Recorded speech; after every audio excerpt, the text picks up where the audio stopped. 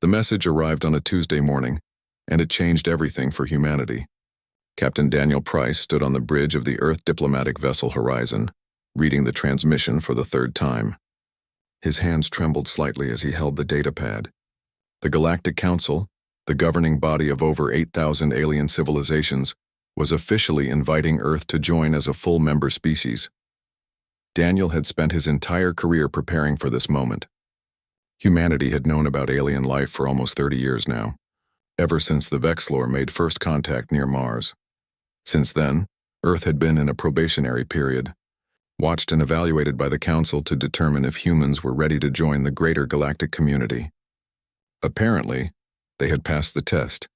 The invitation contained pages of protocol, ceremony details, and diplomatic procedures. Daniel scrolled through it all, making mental notes about what his crew would need to prepare. Then he reached a section that made him pause.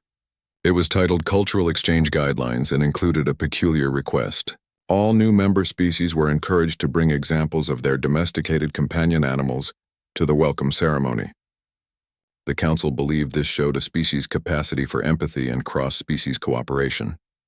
Daniel walked to the communications station, where Lieutenant Sophie Blake was monitoring subspace channels. Sophie was the ship's xenobiologist, a bright woman in her early 30s who had dedicated her life to studying alien life forms. Her eyes lit up when Daniel mentioned the pet requirement. "That's fascinating," Sophie said, pulling up her personal database of Council records. "Let me see what other species typically bring to these events." Her fingers danced across the holographic interface, pulling up files and images. What she found was interesting. The Vexlor brought small floating creatures that looked like jellyfish and hummed pleasant songs. The Kree presented tiny furry beings that fit in the palm of a hand and never grew larger. The Horthians brought something called bubble bears, which were apparently 6 pounds of fluff that ate flower petals. Daniel studied the images. All the creatures were small, cute, and completely harmless. They looked like living stuffed animals designed by evolution or genetic engineering to be as non-threatening as possible. He wondered what Earth should bring. Dogs seemed like an obvious choice. Maybe cats too, but something about the uniformity of the alien pets bothered him. Every species brought something safe and docile. It felt incomplete, like showing only half the picture. He called a meeting with his senior staff. The Horizon was still 3 weeks away from Earth, plenty of time to coordinate with the government about what to bring. Jake Morrison, the crew member in charge of life support systems, attended the meeting. Before joining the space program, Jake had worked at a wildlife rehabilitation center in Colorado. He had experience with all kinds of animals, from raccoons to bears. If we're showcasing humanity's relationship with animals, we should be honest about it, Jake said, leaning back in his chair. We don't just keep small, harmless pets. We bond with all kinds of creatures. Dogs evolved from wolves. We made friends with predators. That's uniquely human, isn't it? Sophie nodded enthusiastically. Jake's right. Most species in the galaxy have a clear predator-prey divide. Predators are feared and avoided. But humans have broken that pattern repeatedly throughout history. We've domesticated dozens of species, including ones that could easily kill us. Daniel considered this. It was true that humanity's relationship with animals was unusual. He had read reports about how shocked the Vexlor were when they learned humans kept dogs as pets. Animals descended from pack hunters, but dogs were so common on Earth that humans forgot how strange the relationship might seem to outsiders. "What are you suggesting?" Daniel asked. Jake pulled up his personal tablet and started showing images. "We bring a variety. A dog, definitely. Maybe a golden retriever. They're friendly and good with strangers. A cat, too, to show the range. But then," he paused, swiping to a new image, "we bring something that really demonstrates human-animal bonds. Something impressive." The image showed 2 young tigers, their orange and black stripes brilliant in the sunlight. They were playing with a woman in a large enclosure, rolling around like oversized house cats. The woman was laughing, completely at ease with the massive predators. "That's Lisa Chen," Jake explained. "She's a veterinarian who specializes in big cats. These 2 are Apollo and Artemis. She's raised them from cubs. They're 8 months old now, about 200 pounds each, and they're completely bonded to her. She sleeps near their enclosure, hand feeds them, plays with them. It's one of the most beautiful human-animal relationships I've ever seen." Daniel stared at the image. The tigers were magnificent, powerful, and graceful. They were also undeniably apex predators with 4-inch fangs, and the ability to take down prey much larger than themselves. Bringing them to a council event seemed either brilliant or insane. The council asked for companion animals, Sophie said quietly. These qualify. Lisa has raised them as companions. The bond is real. Daniel made his decision. Contact Earth, propose that we bring all 3. The dog, the cat, and the tigers. But make sure they understand this might be controversial. Get approval from the highest levels. The response came back within 2 days. Earth's government approved the plan. They saw the symbolic value in showing humanity's unique relationship with the animal kingdom. Arrangements were made. Buddy, a 4-year-old golden retriever with a gentle temperament, was selected. Patches, a calico cat known for her friendly personality, was chosen. And Lisa Chen agreed to bring Apollo and Artemis, with full safety protocols and transport accommodations. The Horizon altered course to pick up the animals and their handlers before heading to Nexus Prime, the massive space station that served as the Council's headquarters. As they traveled, Daniel noticed something odd. Other ships in the area were sending messages, asking about Earth's biosecurity measures, inquiring about the delegation's animal cargo. He assumed it was standard procedure and sent back reassuring responses about vaccinations and containment protocols. Sophie spent her time researching council stations and their facilities. Nexus Prime had hosted thousands of species and their pets over the centuries. The station had detailed safety regulations, but they all seemed designed for creatures that weighed less than 20 pounds and had no natural weapons. She made a note to request special accommodations for the tigers. Jake worked with Lisa remotely, coordinating the transport containers and habitat requirements. Lisa sent videos of Apollo and Artemis, showing their daily routines, their training, their playfulness. In every video, the love between handler and animals was obvious. The tigers greeted Lisa with happy chuffs, rubbed against her like house cats, and followed her commands perfectly. As the Horizon approached Nexus Prime, the massive station grew larger in the view screen. It was a marvel of engineering, a city in space housing millions of beings from across the galaxy. Somewhere in that structure, humanity would make its formal introduction to the Council. They would present their culture, their achievements, and their pets. Daniel stood on the bridge, watching the station grow closer. He thought about Buddy, sleeping peacefully in his quarters. He thought about Patches, probably ignoring everyone as cats do. And he thought about Apollo and Artemis, magnificent and powerful, resting in their climate-controlled habitat in the cargo bay. The galaxy was about to learn something about humanity. Daniel just hoped they were ready for the lesson. The docking procedure took 3 hours, and every minute felt like an eternity to Daniel. The Horizon slid smoothly into its assigned berth at Nexus Prime, the massive clamp securing the ship with a gentle thud that resonated through the hull. Outside the viewports, the interior of the station stretched out in impossible directions. A vast space filled with ships of every conceivable design. Ambassador Helen Cross joined Daniel on the bridge as the final connections were made. She was a tall woman in her 50s with gray hair and sharp eyes that missed nothing. Helen had been Earth's primary representative to the Council for 5 years, navigating the complex politics of the probationary period. Today was her moment of triumph, the culmination of years of careful diplomacy. "Are we ready?" Helen asked. Daniel nodded. "The animals are secure. Jake and Lisa have everything prepared. We're just waiting for the Council's welcoming committee." They did not have to wait long. Within 20 minutes of docking, a delegation of aliens arrived at the airlock. Daniel and Helen went to greet them, accompanied by Sophie and 2 security officers. The airlock cycled open, revealing 3 beings from different species. The leader introduced himself as Thexlar, a reptilian creature with iridescent blue-green scales and a crest that ran along his head and down his spine. He stood about 6 feet tall and moved with a fluid grace. His translator device rendered his words in perfect English. "Welcome to Nexus Prime," Thexlar said, his voice carrying a slight hissing quality. "We are honored to receive Earth's delegation. Your quarters have been prepared in Sector 7, with appropriate atmosphere and gravity. The formal ceremony will take place in 3 days, giving you time to acclimate and prepare your presentations." Helen thanked him graciously, and the group began the journey through the station. The corridors of Nexus Prime were enormous, designed to accommodate species of all sizes. Daniel saw aliens of every description, tiny beings riding on floating platforms, massive creatures that moved on 6 legs, gaseous entities contained in specialized suits, and dozens of forms that defied easy description. The human quarters were comfortable, a series of connected rooms with furniture scaled for human bodies. The crew began settling in, unpacking equipment and preparing for the days ahead.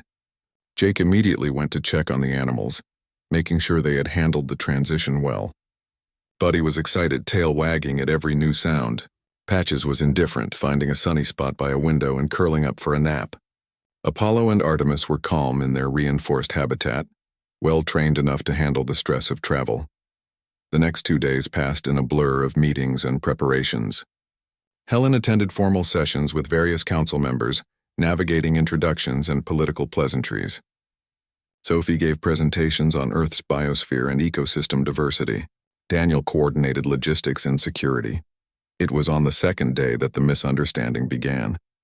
Thexlar visited the human quarters to discuss the pet showcase schedule. Jake was there reviewing the presentation materials. When Thexlar asked about the animals Earth was bringing, Jake happily explained the plan. "We've got Buddy, he's a golden retriever. Great dog, very friendly. Then there's Patches, our cat. And the stars of the show, Apollo and Artemis. They're tigers." Thexlar's crest flared slightly, a sign of confusion. "Tigers? I am unfamiliar with this species. What are their characteristics?" Jake pulled out his tablet, eager to share. "Here, I'll show you. They're really magnificent." He pulled up videos and images of the tigers. In the footage, Apollo and Artemis were playing in their enclosure back on Earth, their powerful bodies moving with predatory grace.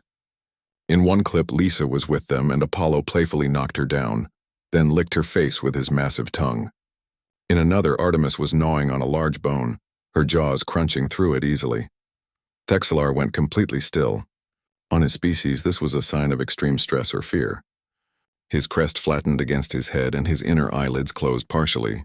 For a long moment he said nothing, just stared at the images on the tablet. "These are your companion animals?" Thexlar finally asked, his voice barely above a whisper. "Well, yeah," Jake said, not noticing the alien's distress.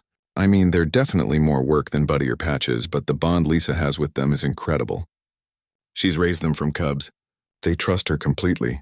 And the female human in these images is still alive?" Thexlar asked. Jake laughed. "Of course she's alive. Lisa's great. She's been working with big cats for 15 years. Never had a serious incident. She understands them, respects them. They're not dangerous to her." Thexlar made a strangled sound that the translator did not attempt to render into English. He excused himself quickly, leaving Jake confused. Sophie, who had been working in the adjacent room, came in to ask what had happened. "I'm not sure," Jake said. "I showed him Apollo and Artemis and he just left. Seemed upset about something." Sophie felt a cold sensation in her stomach. "Show me exactly what you showed him." Jake replayed the videos. Sophie watched them with fresh eyes, trying to see them as an alien would. The tigers were young but already massive, their muscles visible under their striped fur. Their teeth were prominently displayed in several shots. In the video of Lisa being knocked down, from a certain perspective it could look like an attack rather than play. The bone-crushing scene was particularly visceral. "Oh no," Sophie said quietly. "Jake, what did he say when you showed him these?" "He asked if Lisa was still alive," Jake said, then paused as realization dawned. Oh, that's not good." Within an hour, the human delegation received an urgent summons to meet with the Council's Security Committee. Helen was furious, demanding to know what had happened. Daniel quickly gathered the relevant staff and they made their way to the security sector of the station. The committee chamber was large and filled with aliens from a dozen different species. At the head of the room sat Senior Counselor Vrenom, an insectoid being with multiple arms and large compound eyes. Her translator gave her a calm, authoritative voice. "We have called this emergency meeting," Vrenom began, "because we have received concerning information about the animals you have brought to Nexus Prime. Specifically, regarding creatures you call tigers. We need to understand the nature of these beings before we can allow the cultural exchange to proceed." Helen stood. "With respect, Counselor, we were invited to bring companion animals." "We have done exactly that. Our animals are all properly contained and pose no threat to the station." "We will determine if they pose a threat," Vrenom said. "Please present information about these tigers." Jake set up the holographic projector, his hands shaking slightly. He started with basic facts, explaining that tigers were an apex predator species from Earth, that they could weigh up to 600 pounds when fully grown, that they were obligate carnivores. Then he showed the videos and images. The reaction in the chamber was immediate and dramatic. Several aliens made sounds of distress. One small furry being actually fainted and had to be carried out by medical staff. Others leaned away from the hologram as if the tigers could somehow reach through the projection and attack them. Vrenom raised one of her appendages for silence. "You are telling us," she said slowly, "that these creatures, these apex predators with clear capability to kill, are what humans consider companion animals?" "They're not just companions," Helen said, stepping forward. "They're family. Lisa Chen has raised these tigers from infants. She has formed a bond with them based on mutual trust and respect. They would never harm her." "You cannot guarantee that," Vrenom countered. "These are predators. It is their nature to kill. The fact that they have not yet killed their handler is merely probability, not certainty." Sophie spoke up. "With respect, counselor, you're applying your species' understanding of predator-prey relationships to humans. We're different. Humans have been forming bonds with predators for tens of thousands of years. Our first and closest companion species, dogs, are descended from wolves. Wolves are pack hunters that could be dangerous to humans, but we formed a partnership with them anyway." "That is precisely what concerns us," Vrenom said. "Your species appears to have a fundamental inability to recognize danger. You willingly put yourselves at risk for these emotional bonds. It is not rational behavior." The meeting continued for another 2 hours. The human delegation tried to explain, to contextualize, to make the council understand, but the gulf between worldviews was vast. Most species in the galaxy had evolved as prey animals or as predators who hunted prey much smaller than themselves. The idea of an intelligent species choosing to live alongside apex predators, to raise them as children, to trust them completely, was beyond their comprehension. Finally, Vrenom delivered her verdict. "The tigers cannot be displayed in the public showcase. They are too dangerous. You may present your other animals, but the predators must remain secured on your ship." Helen stood her ground. "That is unacceptable. You invited us to showcase our companion animals, not just the ones you find comfortable. To exclude Apollo and Artemis is to fundamentally misrepresent humanity's relationship with our world. We decline your censorship." The chamber fell silent. A diplomatic standoff had begun, and neither side seemed willing to back down. The standoff lasted through the night and into the next day. Helen refused to budge on the issue, and the Council Security Committee would not allow apex predators into the public areas of Nexus Prime. Daniel spent hours in tense communications with Earth's government, updating them on the situation. The response was clear: do not back down. This was about more than just tigers. It was about whether humanity would be allowed to present itself honestly to the galaxy, or forced to hide aspects of their nature to make others comfortable. Sophie worked on a compromise proposal. If the council was worried about safety, then perhaps there was a middle ground. She researched the station's facilities and found something promising: an observation arena in the security sector, normally used for testing dangerous prototype technology.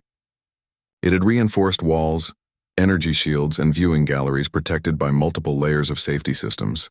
If they could conduct the demonstration there, it would satisfy both sides.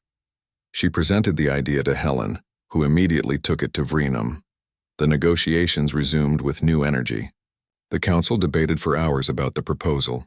Some members argued that it set a dangerous precedent, allowing weapons to be brought to official events. Others countered that refusing humanity's request would damage the relationship before it even began. Finally, a compromise was reached. The humans could demonstrate their relationship with all their animals, including the tigers, but it would happen in the observation arena under strict security protocols. Only volunteers who signed extensive waivers would be allowed to attend. The council expected maybe 20 or 30 curious xenobiologists to show up. Over 3,000 aliens registered within the first hour. The news had spread across the station like wildfire. Humans and their death beast pets had become the most talked about topic on Nexus Prime. Some species were horrified, circulating warnings to avoid the human delegation entirely. Others were fascinated by what seemed like beautiful insanity: the idea of beings who made friends with creatures that could tear them apart. The demonstration was scheduled for the next afternoon. Jake and Lisa spent the morning preparing, going over every detail of the presentation. Lisa visited Apollo and Artemis in their habitat, spending time with them to keep them calm. The tigers were young and adaptable, but they could sense the tension in their handler. Lisa sat with them, scratching behind their ears, speaking in soothing tones. "We're going to show them something beautiful," Lisa whispered to Artemis. "We're going to show them what love looks like, even when it crosses species lines, even when it seems impossible." Artemis rumbled in response, a deep purring sound that vibrated through Lisa's body. Apollo came over and flopped against her side, seeking comfort. They were sensitive animals, attuned to emotional states. Lisa needed to project confidence and calm, so that's what they would feel. The observation arena was in the deepest part of the security sector, a massive space that could accommodate large-scale weapons testing. The viewing galleries rose on all sides, tier after tier of seating now filled with thousands of alien beings. Daniel had never seen such diversity in one place. There were species he recognized from Sophie's briefings and dozens he had never encountered before. The atmosphere in the arena was electric, a mixture of scientific curiosity, morbid fascination, and genuine fear. Security forces were everywhere, heavily armed and clearly nervous. Force fields crackled at various checkpoints and medical teams stood ready for any emergency. The council was taking no chances. Helen sat in a private viewing booth with several high-ranking council members, including Vrenom. The political implications of the next hour could not be overstated. If this went wrong, if anyone was hurt, humanity's membership would be revoked immediately. If it went well, it could change how the entire galaxy viewed humans. Jake entered the arena first, followed by Sophie. The space was enormous, with a floor of neutral gray material and bright overhead lights. Jake carried a small bag of equipment, toys, treats, training aids. Sophie held a microphone connected to the arena's speaker system. "Thank you all for coming," Sophie said, her voice echoing through the space. "Today we want to share something important about humanity. We want to show you our relationship with the animals of Earth, particularly our companion species. We believe this will help you understand who we are as a people." Jake opened a side door and Buddy bounded in. The golden retriever was happy and excited, tail wagging furiously as he explored the new space. His joy was infectious and uncomplicated. Jake called him over and began demonstrating basic commands: sit, stay, come, roll over. Buddy performed perfectly, clearly enjoying the attention and the treats Jake provided as rewards. The alien audience seemed cautiously impressed. Buddy approached the viewing glass at one point, and several front-row observers flinched backward despite the protective barriers. But the dog's friendly demeanor, his obvious eagerness to please, won over many skeptics. When Buddy retrieved a thrown ball and brought it back to Jake, there were sounds of approval from various species. Next came Patches. The cat was less cooperative, as cats tend to be. She walked around the arena at her own pace, sniffing various spots and generally ignoring Jake's attempts to direct her. Some aliens seemed confused by this apparent lack of control. Sophie explained that cats were semi-domesticated, that they had chosen to live alongside humans rather than being bred for obedience. The relationship was more of a partnership than a hierarchy. When Lisa sat on the floor, Patches eventually wandered over and climbed into her lap.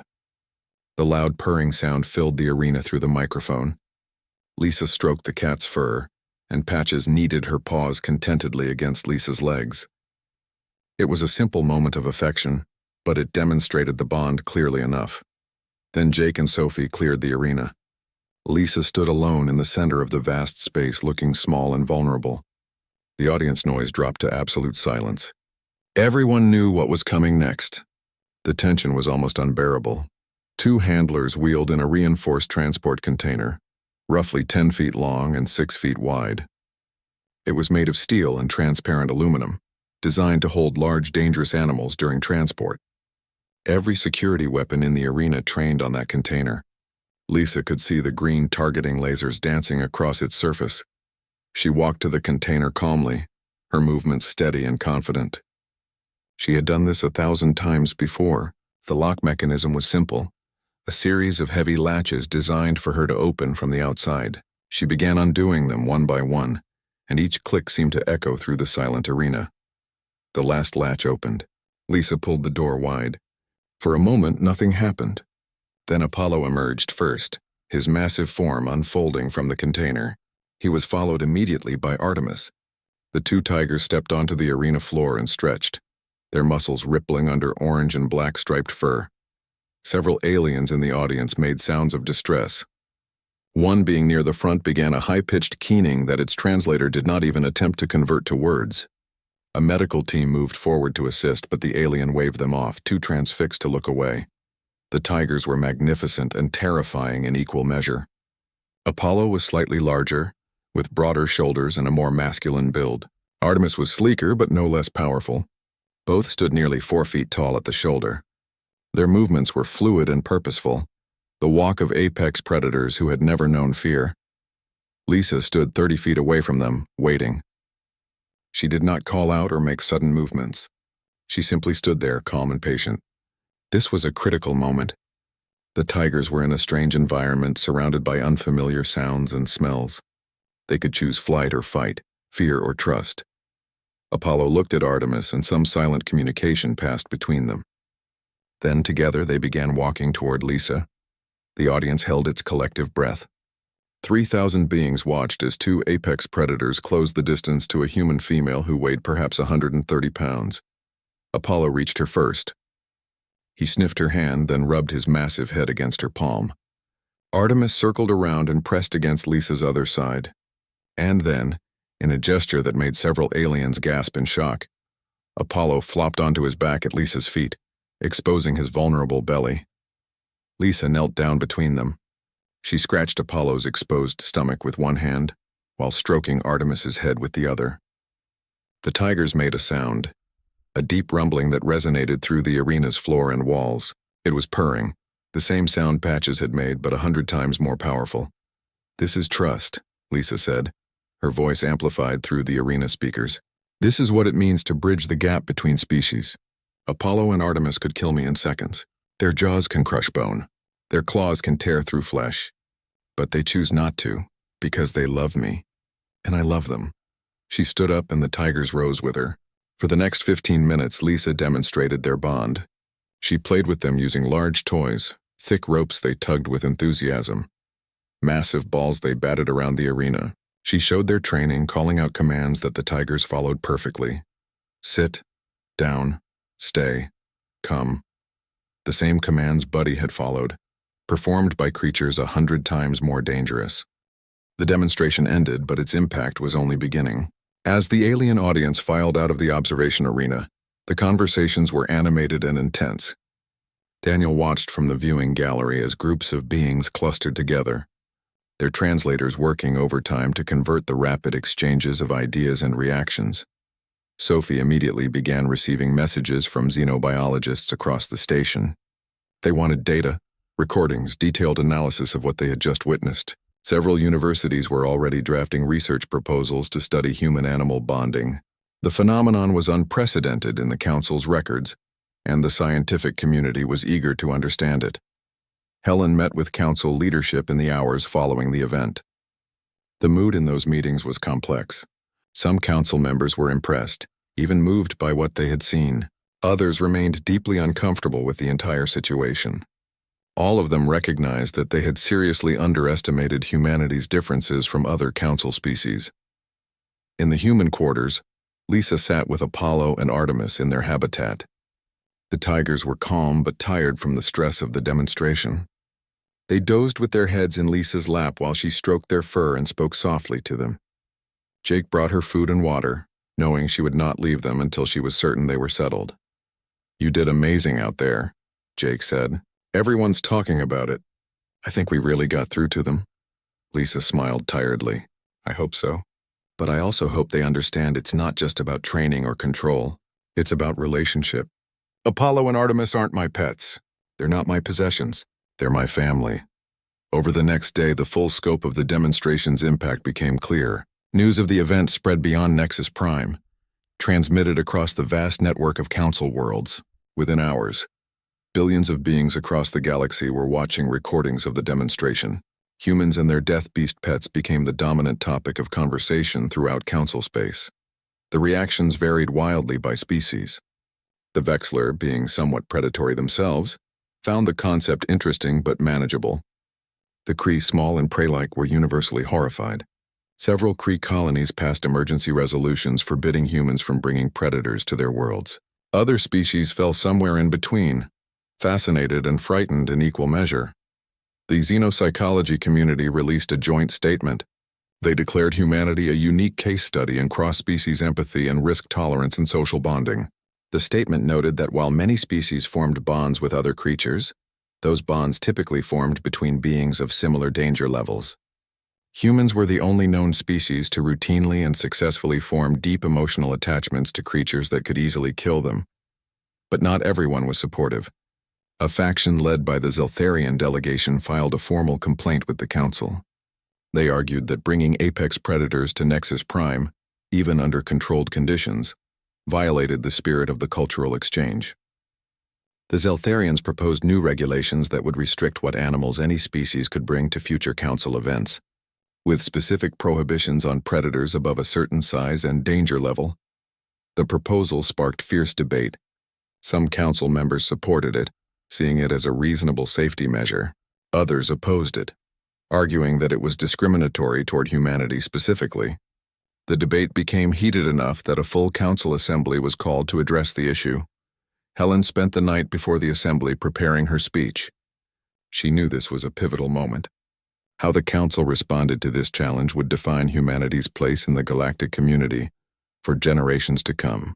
She wrote and rewrote her remarks, trying to find the right words to bridge the cultural divide. The Council chamber was enormous, a vast circular space with seating for representatives from all member species. Humans had been granted observer status during their probationary period, but this would be their first time addressing the full assembly as potential members. Helen stood at the central podium looking up at thousands of alien faces. She spoke clearly and without hesitation. She began by acknowledging the valid concerns about safety, admitting that bringing tigers to the station had caused stress for many species, but she argued that this stress came from a fundamental misunderstanding of what those tigers represented. "We are not reckless," Helen said. "We do not form bonds with dangerous animals because we fail to recognize the danger. We form these bonds despite the danger, because we see something worth reaching for. We see potential for connection across the species barrier. We see beauty and value in creatures that others fear." She explained humanity's history with animal domestication, starting with wolves 30,000 years ago. She described how humans had not conquered or dominated these animals, but had invited them into partnership. The relationship was built on mutual benefit, trust, and eventually love. "Our companion animals are not servants or tools," Helen continued. "They are family members. When they die, we grieve. We hold funerals. We keep their ashes or bury them in special places. The bond is emotional and deep. This is true whether we are talking about dogs, cats, horses, or yes, even tigers raised from cubs." She addressed the Zeltharian proposal directly. "If you restrict humans from sharing the full scope of our relationships with animals, you are asking us to lie about who we are. You are asking us to present a sanitized version of humanity that makes you comfortable but is not honest. Is that what the Council wants? Members who hide their true nature to avoid causing discomfort?" The chamber filled with the sounds of translation as her words were rendered into thousands of languages. Helen could not read most of the alien expressions around her, could not tell if she was winning the argument or losing it badly. She pressed forward. "I understand that our relationship with predators makes many of you uncomfortable, but consider what it represents. It means that humans do not see the universe in terms of simple categories like predator and prey, dangerous and safe. We see individuals. We see potential. We believe that understanding and respect can overcome instinctive fear." She paused, letting that sink in. Is that not a valuable trait in a galactic community? The ability to look past surface-level differences and danger to find common ground. The courage to extend trust even when it requires vulnerability.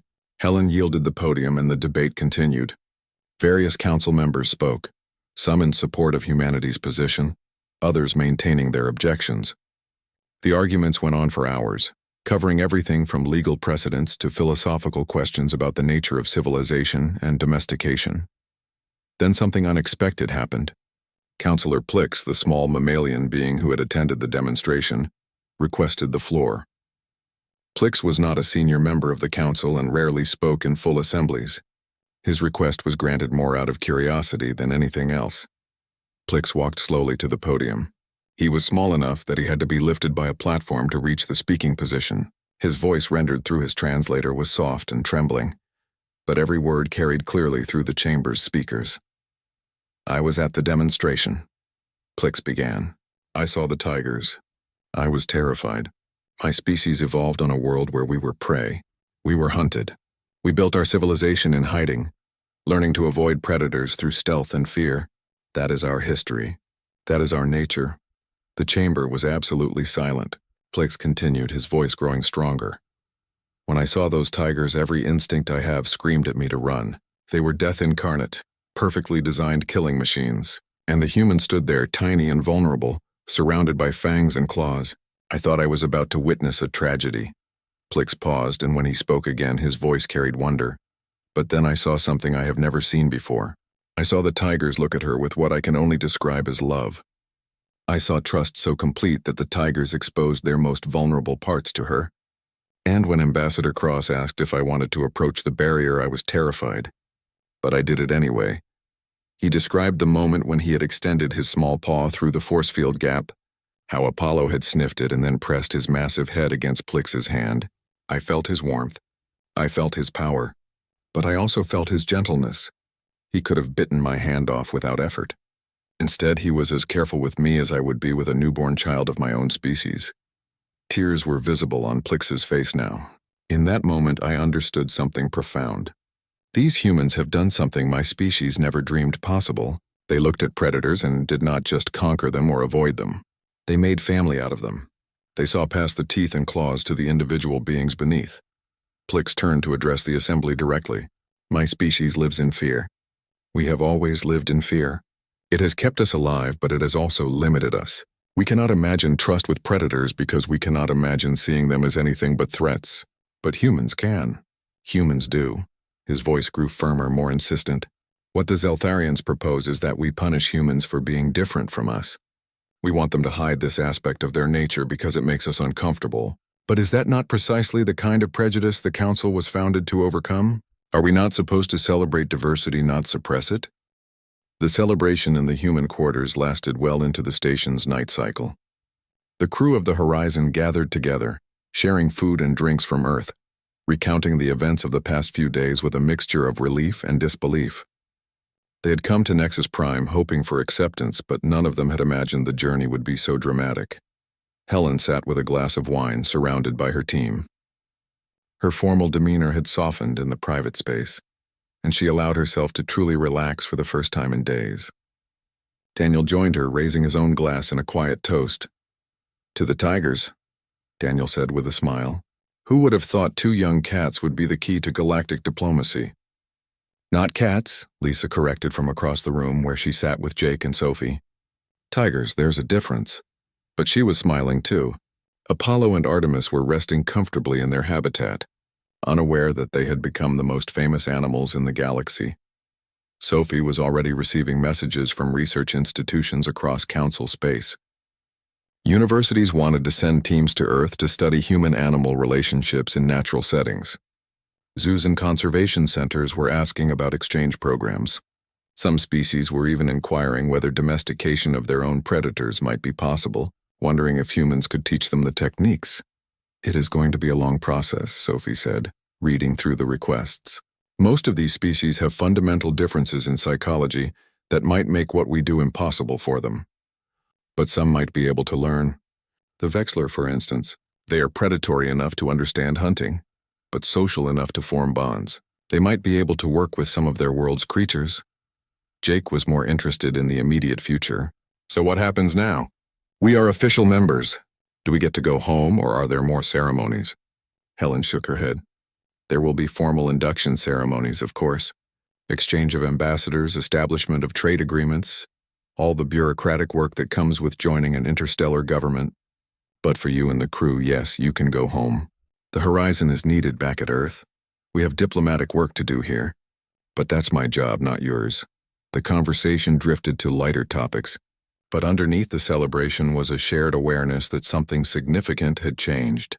Humanity had revealed itself to the galaxy in a way that could not be taken back. For better or worse, they were now known as the species that makes friends with monsters. The next morning, as the crew prepared for departure, Daniel received a visitor. Counselor Plix arrived at the human quarters requesting a private meeting. Daniel welcomed him into a small conference room, curious about what the small alien wanted. Plix settled onto a human chair designed for children, which was about the right size for him. He seemed nervous, his fur rippling in patterns that Daniel's briefing material said indicated anxiety.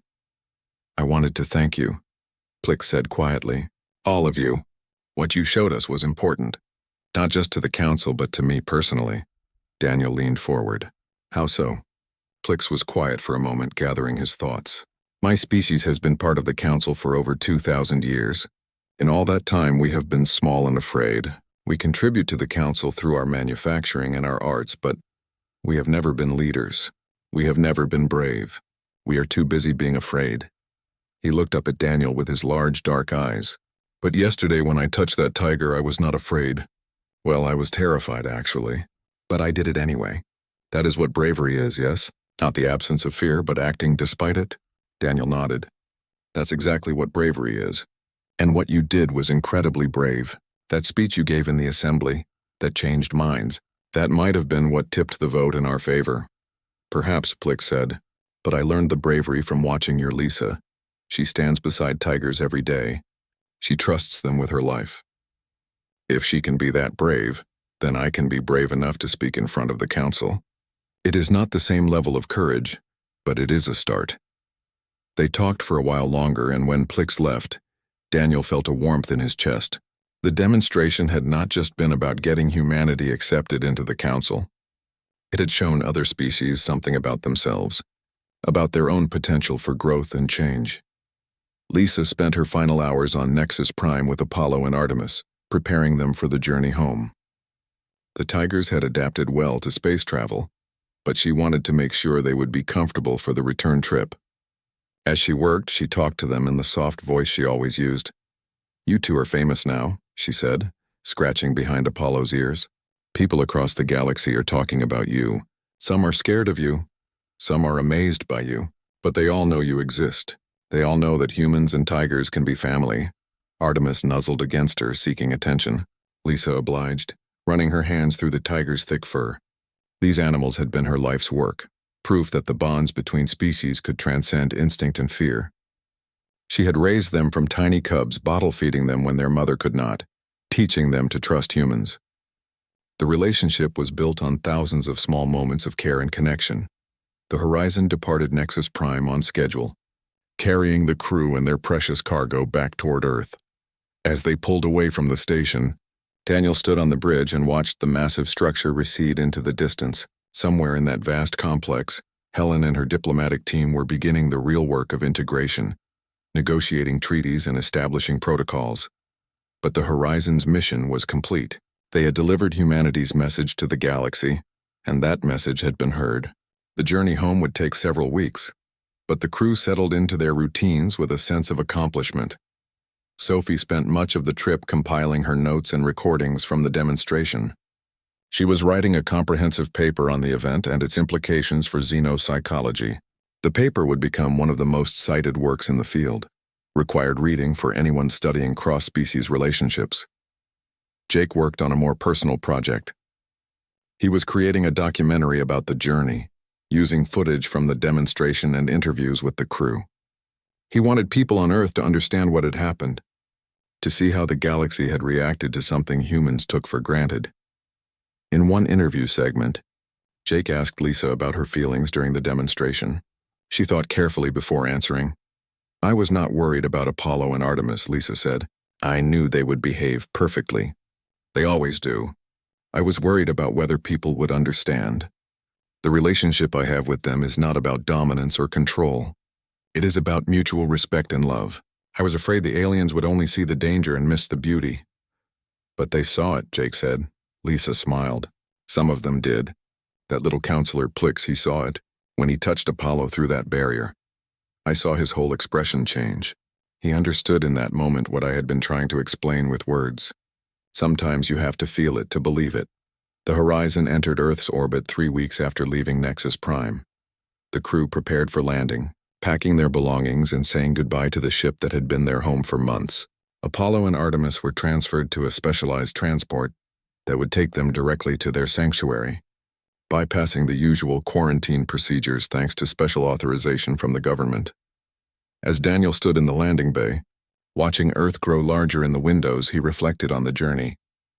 They had gone to the stars carrying something simple, companion animals, beloved pets, but they had revealed something profound about humanity in the process. Other species in the galaxy lived in rigid categories: predator and prey, dangerous and safe, friend and enemy. Humans blurred those lines constantly, building bridges across divides that others considered uncrossable. It was not always wise and it was not always safe, but it was undeniably human. The message from Helen arrived as they were making final approach.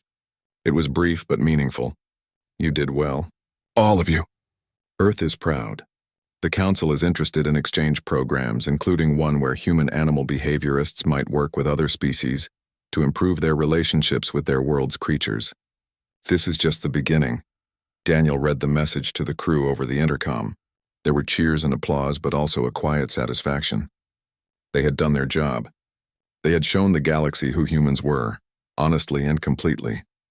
The Horizon touched down at the spaceport outside Geneva, where a crowd of thousands had gathered to welcome them home. News of their success had preceded them, and Earth was celebrating its acceptance into the Galactic Council. Daniel and the crew emerged from the ship to cheers and camera flashes, but the real heroes of the day arrived separately. Lisa accompanied Apollo and Artemis to their sanctuary, where a smaller but no less enthusiastic crowd waited. The tigers, unimpressed by the attention, walked calmly beside their handler to their familiar enclosure. They were home, back in the place they knew best. That evening, as the sun set over the sanctuary, Lisa sat outside the tiger habitat and watched Apollo and Artemis play in the fading light. They chased each other around trees, splashed in their pool, and eventually settled down to groom each other. They were just tigers doing tiger things, unaware of their role in galactic history.